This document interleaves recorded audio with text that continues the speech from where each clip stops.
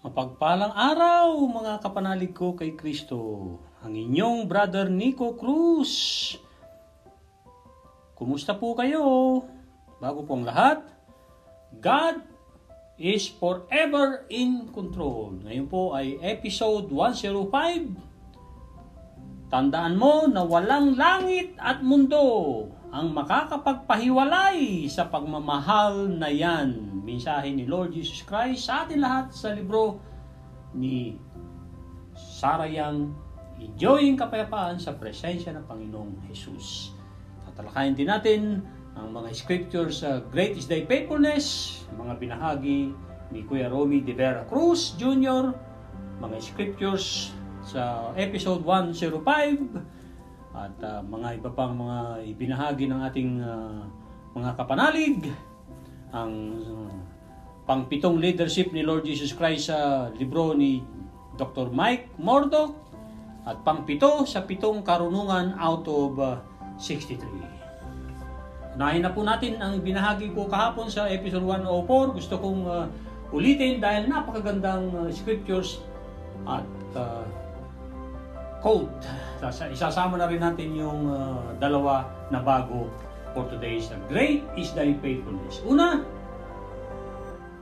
sabi sa Luke chapter 8 verse 27, it says, "The things which are impossible with men are possible with God."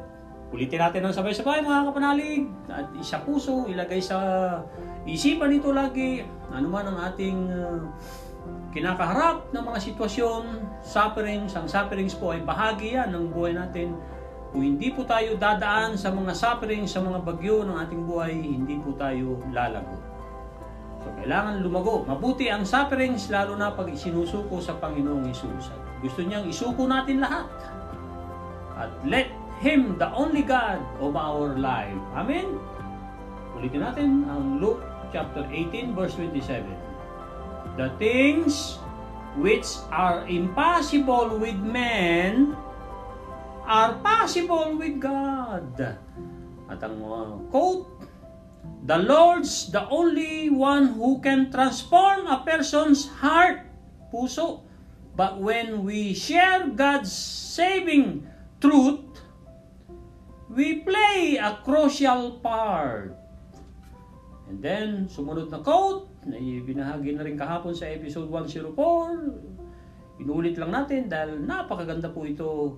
"We sow the seed." Tayo ay nagtanim ng mga buto.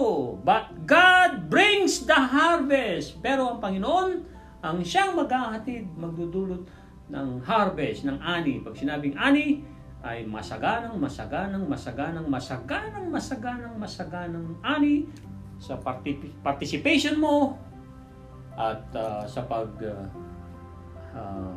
expectation mo. Expect the best and the best would come. Yan ang isa sa nabuo kong quote through the years sa pag-aaral natin ng mga salita ng Diyos at mga pagbabasa ng mga mahusay na libro para sa gloria lamang ng Panginoong Hesus.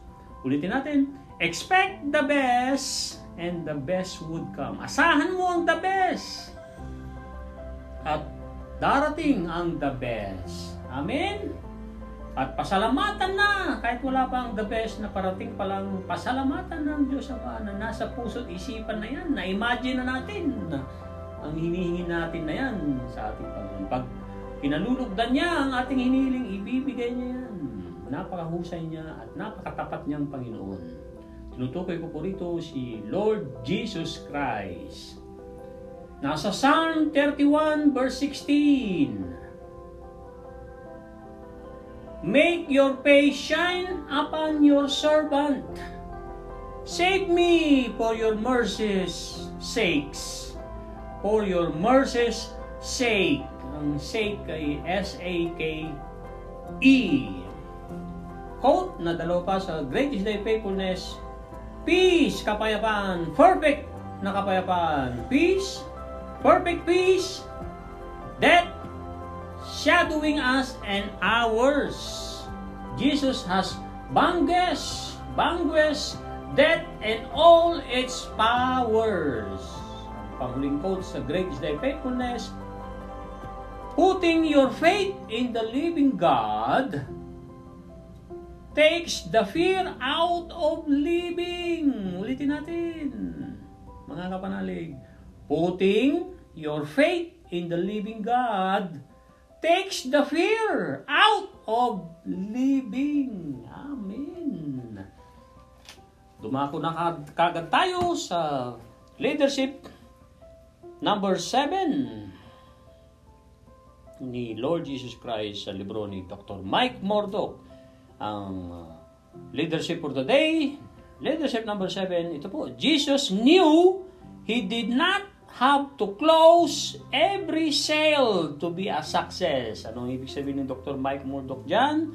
Sa leadership today ni Lord Jesus Christ, Jesus knew, alam ni Lord Jesus Christ, He did not have to close every sale to be a success.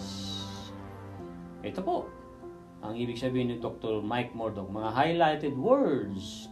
Rejection is not fatal. Pag nireject ka, pag inayawan ka, hindi yan kamatayan. Hindi mo yan ikamamatay.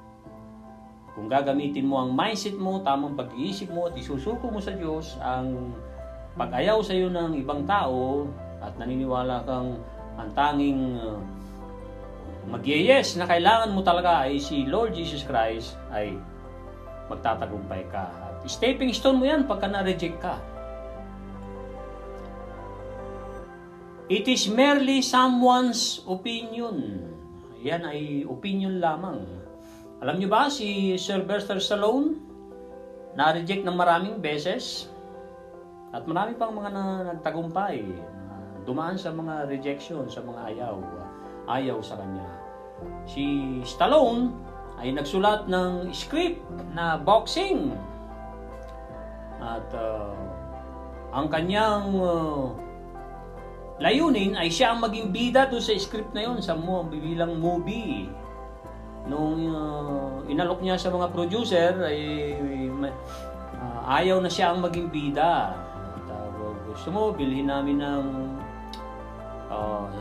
30,000 yan at hindi ikaw pwedeng maging bida dyan, although ikaw ang nagsulat niyan ng boxing story, pero dahil may kapansanan ka sa pagsasalita, hindi masyadong maintindihan ang salita mo, medyo ngungo ka, kaya hindi pwede. Sabi ni Stallone, kung hindi nyo ako papayagang maging bida sa story na ginawa ko na yan, sa script na yan, ay hindi ko pa ibebenta. So, and then, tinawaran siya, sige, gawin na namin 60.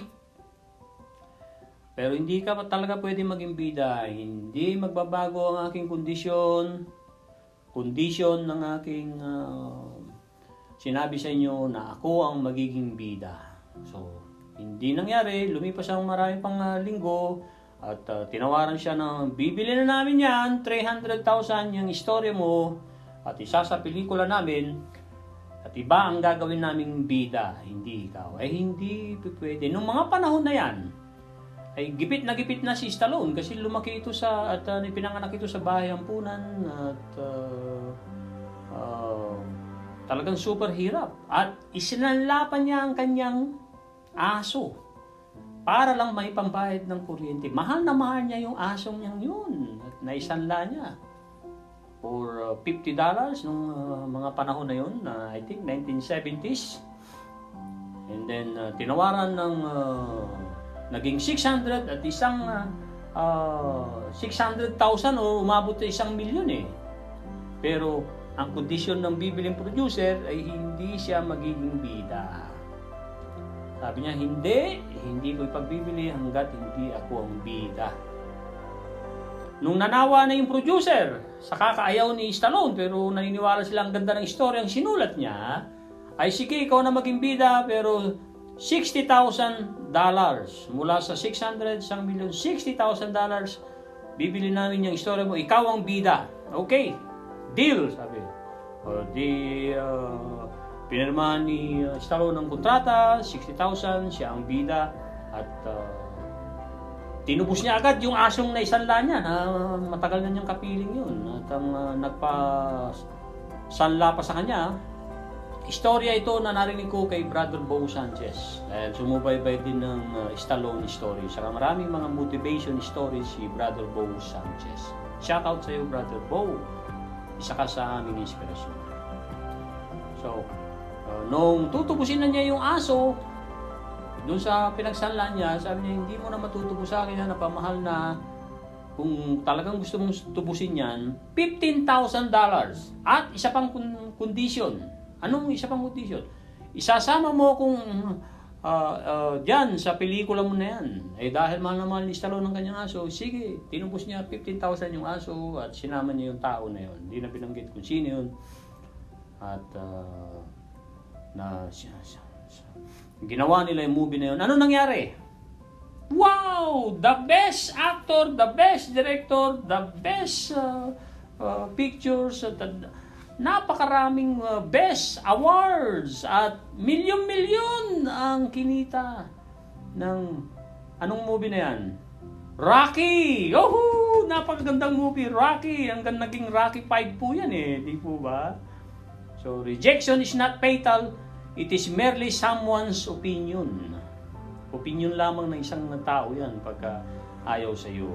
May nililigawan ka ayaw sa iyo, opinion niya lamang yan. Igalang mo, or magpursige ka kung talagang may nakikita ka pang pag-asa, pero mag-move on ka kung ayaw sa iyo, umanap ka ng iba. 7 bilyon ng tao sa mundo, kapanalig.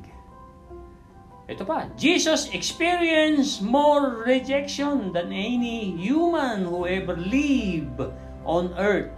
He was born in a stable. He came unto his own, and his own received him not. John chapter 1 verse 11. Si John the Beloved po yan.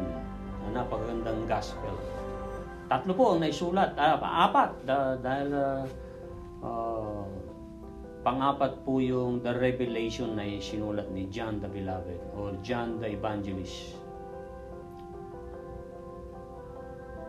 But as many as received him, to them gave he power to become the sons of God. Jesus was willing to experience a season of pain to create an eternity of gain. Opo, gain. Gain po, gain. Nagkamali lang po ng type dyan sa grain ang nailagay. Gain. Some things last longer than rejection. Someone needs what you have. May ibang tao ang nangangailangan diyan sa mayroon ka. Mayroon kang talento, mayroon kang abilidad, gamitin mo yan. Lalo na ang motivation mo ay para paligayahin ang Panginoong Ama sa Langit na nagbigay niyan, kapanalig. Your contribution is an absolute necessity for their success. Discern it. Anong ibig sabihin ni Dr. Mike Murdock dito? Ang iyong contribution ay talagang kailangan. Kailangan na kailangan. Necessity. Hindi makakasurvive ang ibang tao kung wala yan. Yang para magtagumpay sila, yan ay pagnilay-nilayan mo, kapanalig. Sabi ni Dr. Mike Murdock. Ito pa, Jesus raised rejection to become the golden link between man and God. Babe Ruth, they merely remember his success. Sino po si Babe Ruth? One of the legendary ng tawag dito, baseball. At ang kanyang sikreto ay siniwalat sa isang libro, mga kapanalig. Nung una talagang marami ring mga strikeout yan, pero nung naniwala siya ng todo-todo magtatagumpay siya, nauutusan niya raw ang bola. Yes, nauutusan niya raw ang bola para maging home run. Mapato niya sa tamang gusto niyang mapato yung bola, papunta sa kanya at para maging home run. They merely remember his successes. Climb out of your recliner. Make that telephone call. Bumangon ka, humayo ka, kumilos ka, at damputin mo yung telepono, tumawag ka sa dapat mong mga tawagan, ipaalam mo ang iyong serbisyo, produkto. Write that letter. Isulat ang mga, sumulat ka ng letter. Sooner or later, you will succeed. Jesus knew this. Jesus knew this. Jesus knew he did not have to close every sale to be success.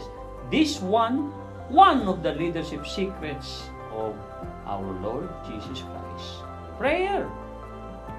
Lord, I thank you for your faithfulness and reassurance in all times.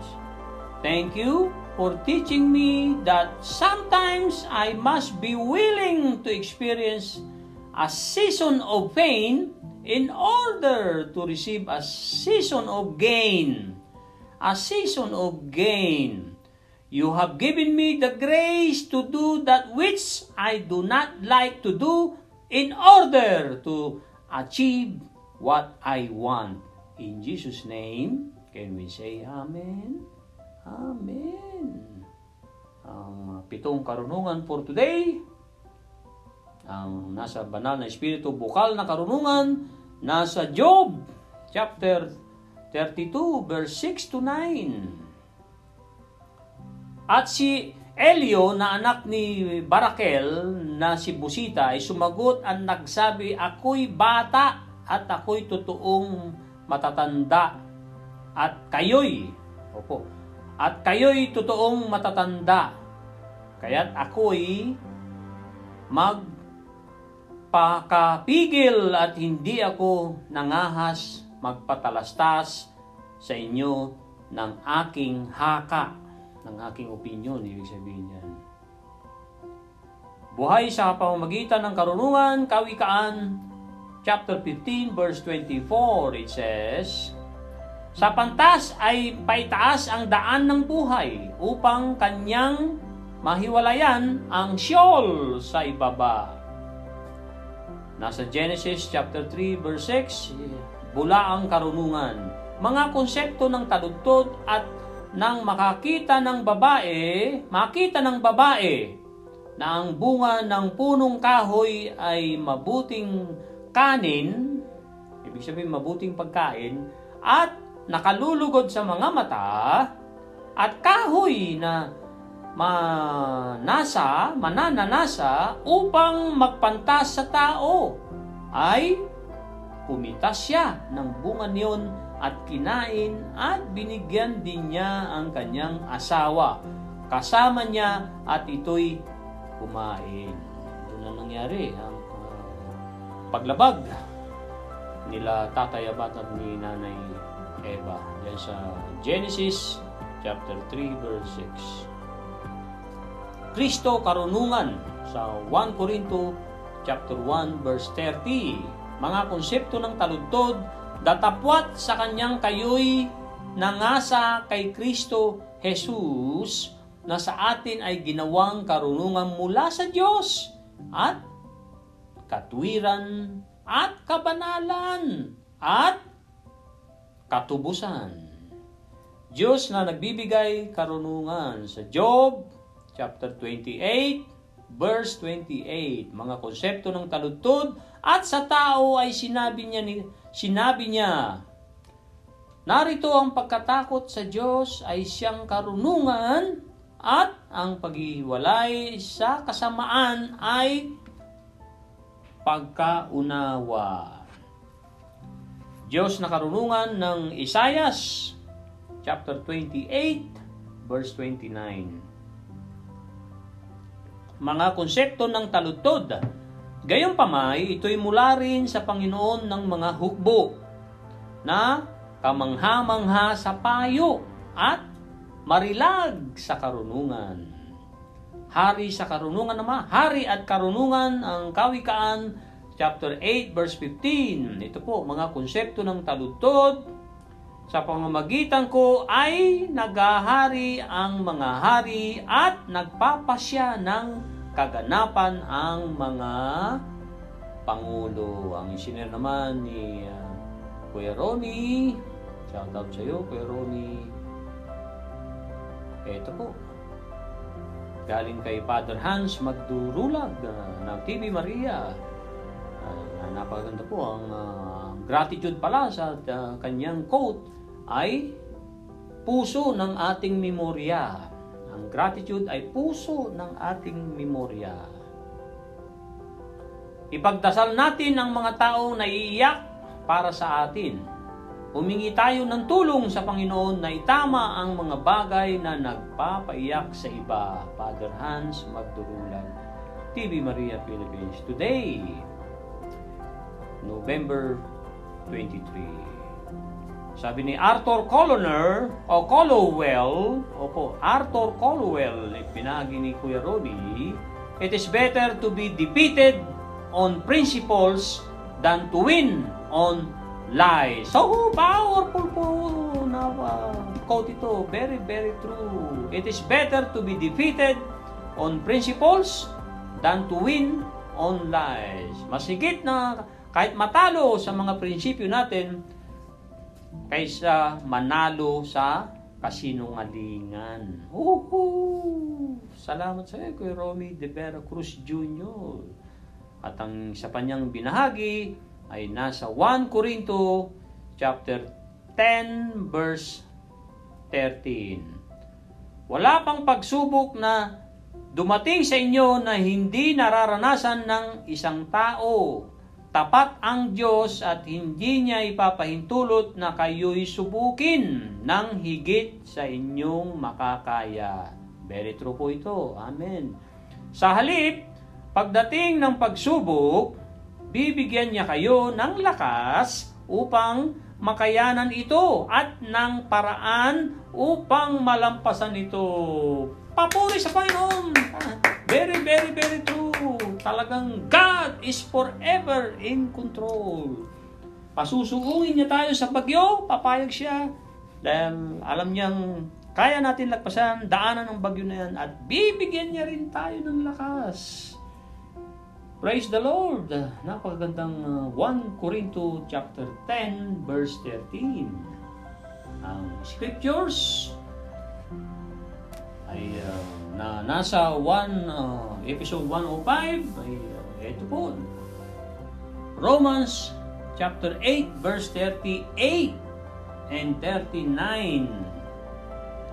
It says, "For I am persuaded that neither death nor life, nor angels, nor principalities, nor powers, nor things present, nor things to come, nor height, nor depth, lalim, nor any other created thing shall be able to separate us from the love of God which is in Christ Jesus our Lord." Amen.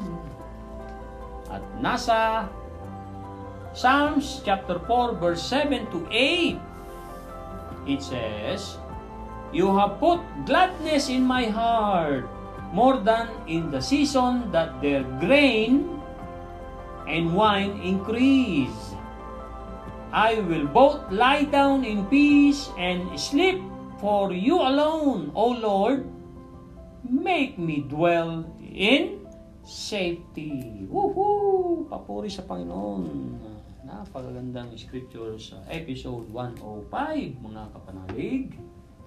Ito na po ang mensahe ni Lord Jesus Christ sa atin lahat sa episode 105, November 23, Huwebes. Ito po ang title, "Tandaan mo na walang langit at mundo ang makakapagpahiwalay sa pagmamahal na yan." Ibig sabihin sa pagmamahal ni Lord Jesus Christ sa atin lahat. Tinubos pa niya tayo ng sarili niyang dugo, namatay sa krus para sa atin. Kaya talagang dapat lamang pasalamatan, purihin, sambahin ang pangalan ni Lord Jesus Christ. At sabi sa 1 Peter 5:7, "Cast iitya all of your care because He really cares." Cast all of your care upon Him, upon kay Kristo, because He really cares. Isuko ang lahat kay Kristo dahil siya talaga ay nagpapahalaga sa atin at nagmamalasakit ng walang hanggan sa atin mga kapanalig. Ito na po ang episode 105. As you sit quietly in my presence, let me fill your heart and mind with thankfulness. This is the most direct way to achieve a thankful stance. If your mind needs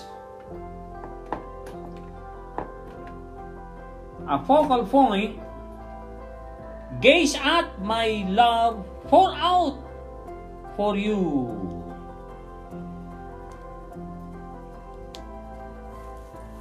Pour out for you on the cross. Remember that nothing in heaven or on earth can separate you from that love.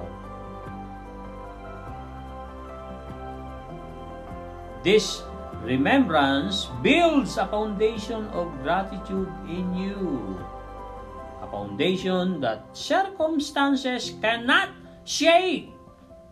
As you go through this day, look for tiny treasures strategically placed along the way.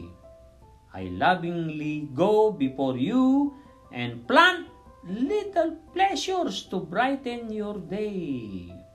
Look carefully for them and pluck them one by one. When you reach the end of the day, you will have gathered a lovely bouquet. Yes, bouquet.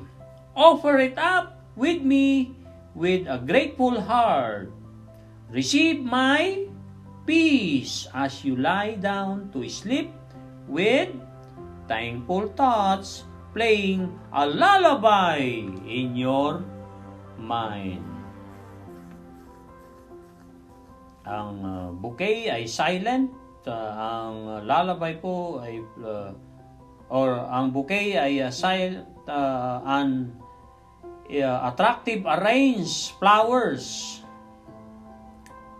At ang lullaby ay uyayi or napakaganda, tahimik na kalmadong kanta sa ating isip. And then focal ay nakatutok, gaze ay titig. Siyempre, strategically ay mahusay na paraan. And then, pluck, P-L-U-C-K, ay pulutin, pumulot. Ito na po ang ating pagninilay-nilay sa araw na ito, episode 105. Sa lingwahe natin, sa tulong ng Banal na Espiritu, para sa gloria lamang ng ating Panginoong Jesus. Sa pag-upo mo ng tahimik o pagpapahinga mo, ibig sabihin ng pagpapahinga, pag-upo mo ng tahimik, ikaw ay nagtitiwala ng todo. Sa presensya ko, hayaan mo ko na sabihin ko sa iyong puso at isipan at may kasamang pasasalamat. Ito ang the most na direkta na paraan na daan para makamit mo ang mapagpasalamat na stance. Google ko ng sandali ang stance. Hindi ko po na i-Google kanina. Ito po. Stance ay tindig, tumindig ka, ibig sabihin. Ikaw ay nagpapasalamat na tumitindig ka sa buhay mo. Kapag ang iyong isip na nangangailangan ng pagtutok sa isang punto, sa isang sitwasyon, tumitig ka sa aking pagmamahal na ibinuhos ko sa iyo sa cross.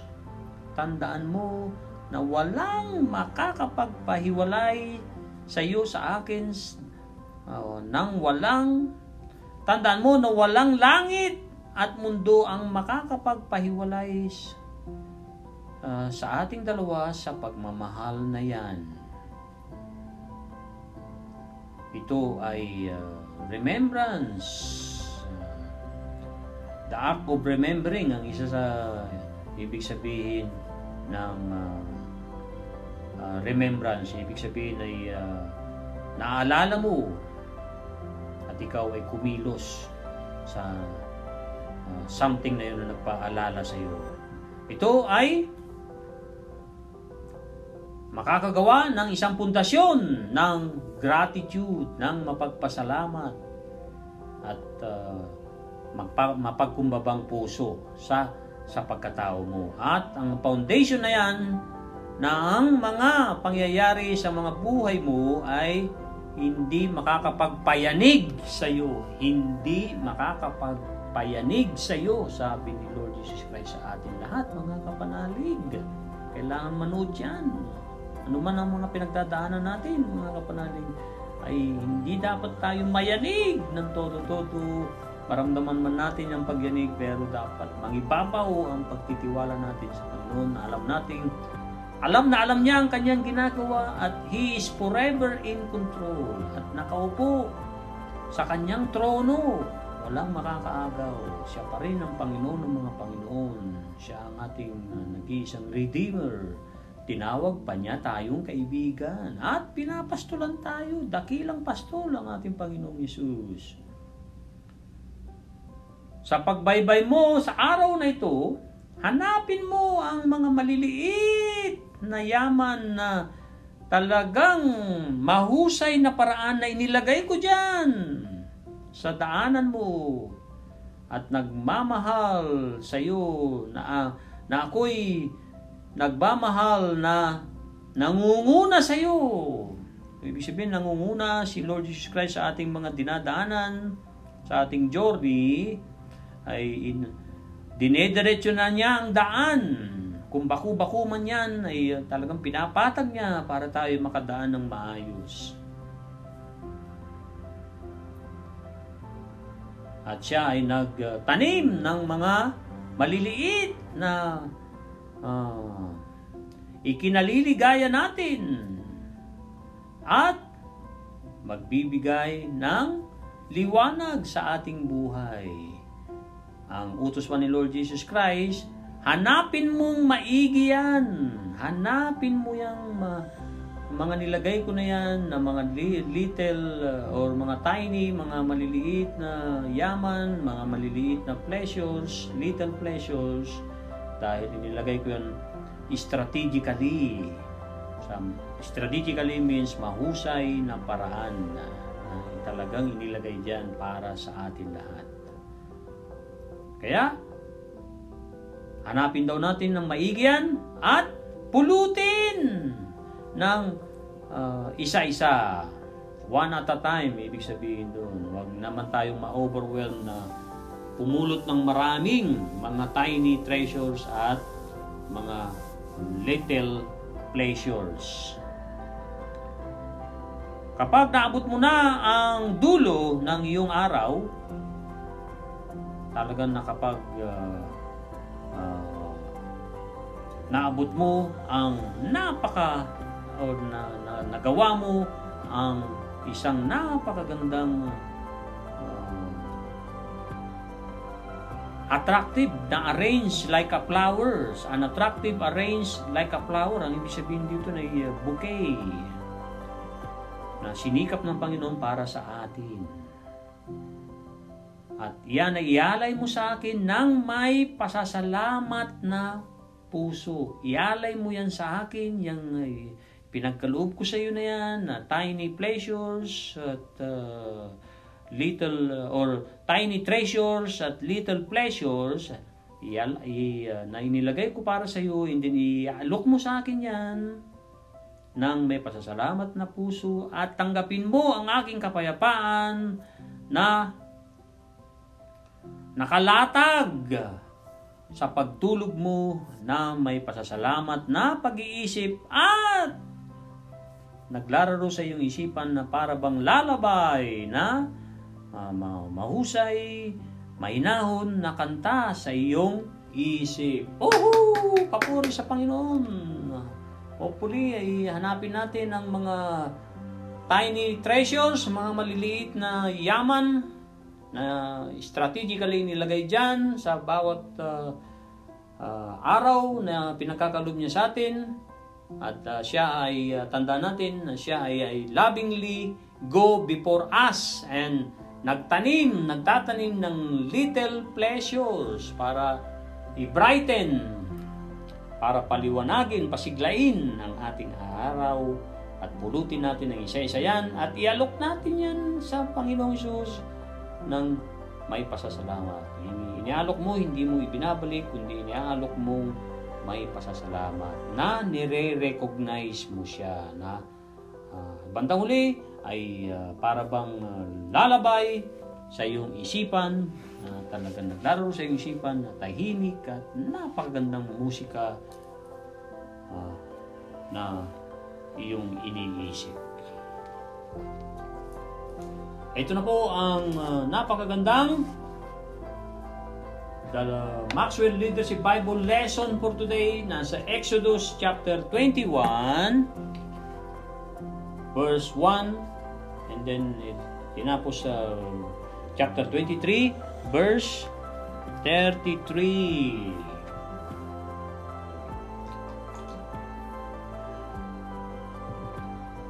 Nasa Exodus 21:23, all sorts, mga uri ng batas, all sorts of laws and penalties are introduced. God's people were given instruction and clear consequences, mga kahihinatnan for disobedience. Inilatag ng Panginoong Ama sa Langit ang mga uri ng batas niya. Ipinakilala niya sa mga tao niya sa Israel nung pinalaya niya for hundreds of years na sila ay alipin sa Egypt. Mula nung nag-migrate sila, nung Prime Minister si Joseph, kasama ang tatay nilang si Jacob, 70 na tao sila noon, lumago sila hanggang 2 milyon. Pero naging alila sila sa Egypt at nung pinalaya sila, ito yung mga inilatag ni Father God in Heaven sa kanila kung sila ay magiging disobedience, hindi masunurin, hindi susunod sa Kanya, ay may mga kahihinatnan. Sinabi na ng Panginoon yan na pag hindi kayo sumunod, mayroong mga kapalit, may mga kahihinatnan. So, gusto kong sumunod kayo. Anong rason dito? Sa sulat ni John C. Maxwell. Why were the penalties so strict? Tanong ni John C. Maxwell. Isa pang tanong, is God mean? Mean ay masama ba ang Panginoon? Dahil naglagay siya ng super strict na mga batas, stricto, at purse ng mabangis in Old Testament and loving gracious in the New Testament? Napakagandang tanong. We can see both sides of God in the Old and in the New Covenants. Makikita natin yan, mapagtatanto natin yan ng Panginoon kung ano siya sa Luma at Bagong Tipan. Ng both sides ng ating Panginoon. But God laid out severe penalties because of the power of examples. Naglatag ng matinding mga penalties para makita ng mga tao ang kapangyarihan na example. Para ma-imagine nila, para sila ay ma-motivate na sumunod. Kasi pag hindi sumunod, ay para bang tayong mga anak, na pagka hindi tayo sumunod sa magulang, nung tayo maliliit, pinapalo tayo, dinidisiplina tayo. So the people needed a picture. Ang mga tao ay kailangan nilang makita ang isang litrato, larawan na ito yung napakagandang benepisyong makakamit natin pag sumusunod sa Diyos. Sa kabila naman, pag hindi tayo sumunod, may mangyayari rin sa atin at mga parusa. ito po ang kasunod. Once a penalty is sin, kapag nakita ng mga tao ang mga penalty, mga parusa ay nakita, everyone is subdued by the example. Subir ay titino ang mga tao. Halimbawa ng mga heinous crimes sa batas natin dito sa mundo, pag may gumawa tayo ng heinous crimes, ay sabi ng gobyerno ay mamamatay ka sa lethal injection or electric death chair, di po ba? So, may consequences po yan na dapat alam natin na tayong mga tao na sapat na ang ating gulang ay mga kahinatnan pag hindi tayo sumunod sa batas ng tao at lalo na sa batas ng Diyos. So, ito po ang karugtong. God did the same thing in the New Testament. When Ananias and Sapphira were punished, nasa Acts chapter 5 verse 1 to 11, mere talk would not have had the same effect on this baby nation in Exodus, nor in a baby church in Acts. Acts of the Apostles po ang tinutukoy dyan sa New Testament.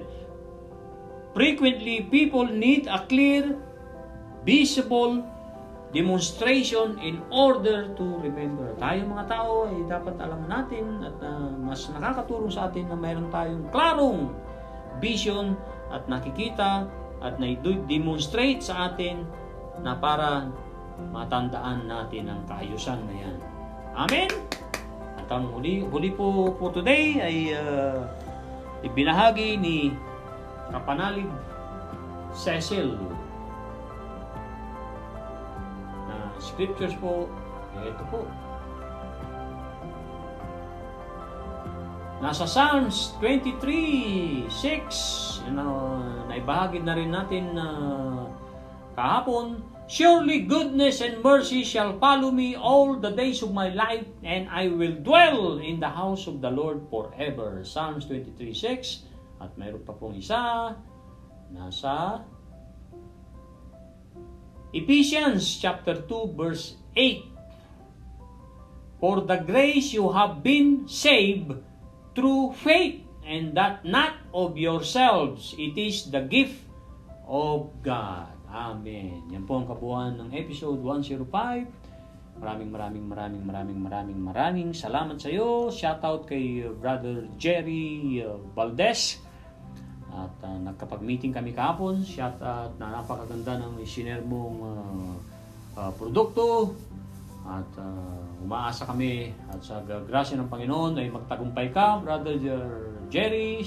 Ingat ka sa pagbalik mo sa Calgary. Salamat sa pagbisita mo rito sa Regina, Saskatchewan. Muli ang pag-shoutout sa iyo at sinasaluduhan ka namin, pinasasalamatan ka namin at more success for you at sa iyong napakagandang kumpanya. Maraming salamat sa inyong lahat.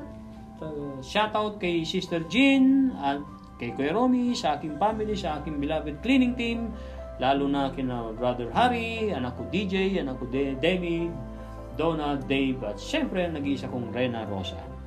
Bye-bye now. God bless.